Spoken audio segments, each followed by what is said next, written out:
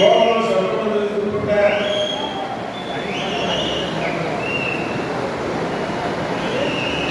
ஊராட்சி ஒன்றியம் நகர பேரூராட்சியிலிருந்து பல்வேறு கட்சியிலிருந்து விலகி இன்றைய தினம் அனைத்து இந்திய அண்ணா திராவிட முன்னேற்ற கழகத்தை தங்களை இணைத்துக் கொண்ட அத்தனை நல்ல உள்ளவர்களுக்கும் முதலில் நன்றியான வணக்கத்தை உறுதியாக்கி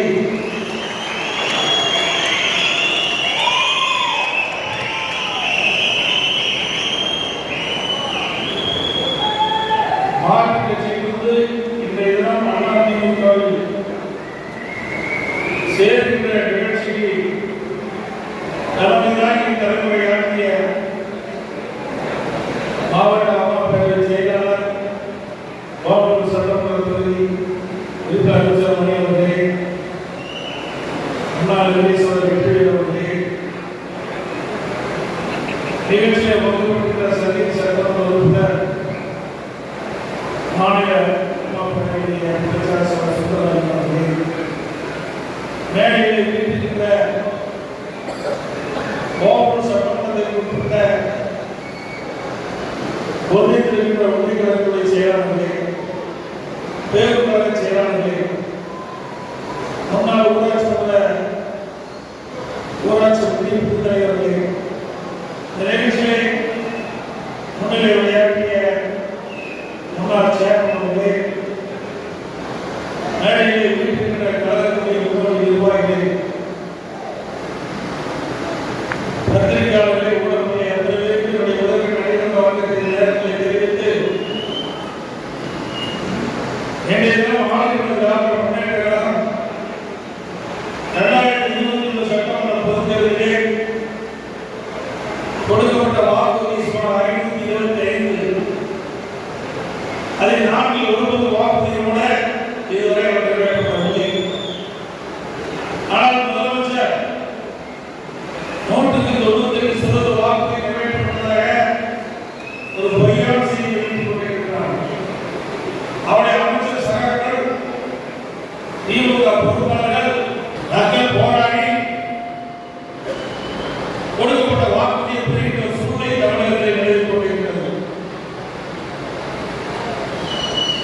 இன்னைக்கு அரசு ஊழியர்களுக்கு கொடுக்கப்பட்ட வாக்குறுதி பழைய ஓய்வு திட்டத்தை நிறைவேற்ற வேண்டும். ஆனால் மத்திய அரசு அறிவித்த அந்த ஓய்வு அடிப்படையில் சில மாற்றங்களை செய்து புதிதாக உறுதியளிக்கப்பட்ட ஓய்வு திட்டம் ஒரு அறிவிப்பு வெளியிட்டிருக்கிறார்கள். அத்தகைய ஏற்கனவே மத்திய அரசு அறிவிக்கப்பட்ட அறிவிப்புகள் தான் 105 நாட்கள் உயர்த்தப்படும். அதோடு அண்மையில அதிமுக ஆட்சிக்கு வந்தா முதற்கட்ட தேர்தல் வாக்குறுதி நாங்கள் அளிச்சோம். அதில் அறிவித்த அறிவிப்புகள் வெளியிட்டோம். ஒவ்வொரு குடும்பத்தையும் 2000 ரூபாய் மகளிருடைய குடும்பத்தினுடைய வங்கி கணக்கில் வைக்கப்படும் என்ற அறிவிப்பை வெளியிட்டிருக்கிறோம்.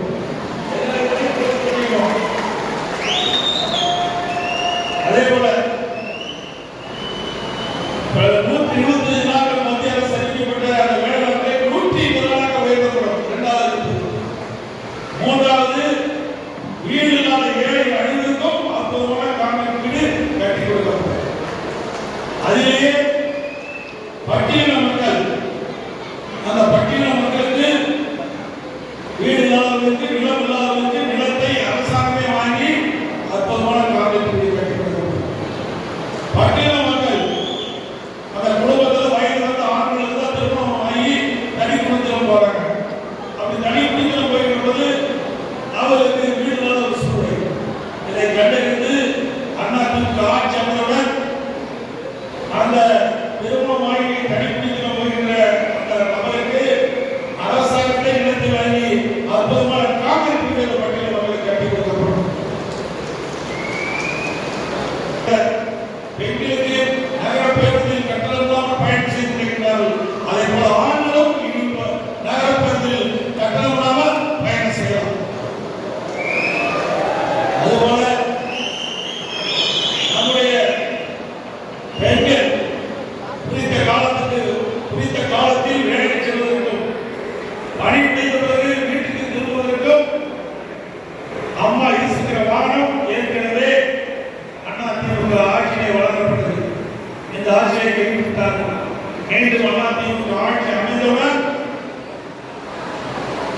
பெண்களுக்கு அம்மா இருசக்கர வாகனம், மகளிருக்கு அம்மா இருசக்கர வாகனம் 5 லட்சம் பேருக்கு கொடுக்கப்படும்.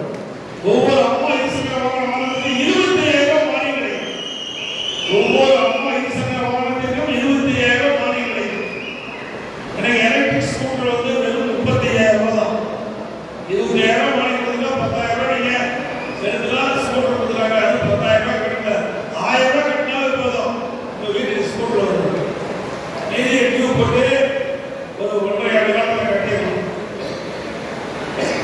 எதுவாக கொலை, கொள்ள, திருட்டு, வழிபறி, பாறைகள் கூட நடக்காததாலே இந்த ஆட்சி நடக்குதா இல்லையா என்று மக்களுக்கு ஒரு பெரிய சந்தேகமே இருக்கு.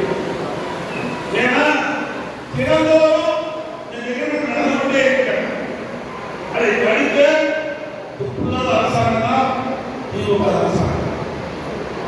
எல்லா துறையும் ஊழல் நிறைந்த துறையை அரசாக திமுக அரசு ஆட்சியளிக்கிறது. அன்பில் நேற்று ஆளுநரை சந்தித்து பல்வேறு துறைகளில் நடந்த முறைகேடுகளை ஆதாரத்தோடு ஆளுநர் சமர்ப்பிக்கப்பட்டோம். அதை விசாரிக்க வேண்டும் என்று வலியுறுத்தியிருக்கிறோம். சுமார் 4 லட்சம் கோடி இந்த நாளைய காலத்தில் இந்த திராவிட முன்னேற்ற கழக ஆட்சியில் ஊழல் கிடைக்கும். மரியாதை கிடைக்கும், இல்லாவிட்டால் எங்களுக்கு பேச தெரியும். ஸ்டாலின் அவர்களே, நாங்கள் வலிமையா இருக்கிறோம், நல்லா நான் வலிமையா இருக்கிறேன். நீ எப்படி இருக்கிற நாட்டு மக்களுக்கு தெரியும். அப்பப்போ சைக்கிள் வைக்கிறாங்க, அப்பப்போ பலு அதை யார் கேட்காங்களா? பலு கூட்டாங்க, நீ அறிவி காட்டுற மக்களுக்கு சந்தேகம் ஏற்படுவது. எங்களை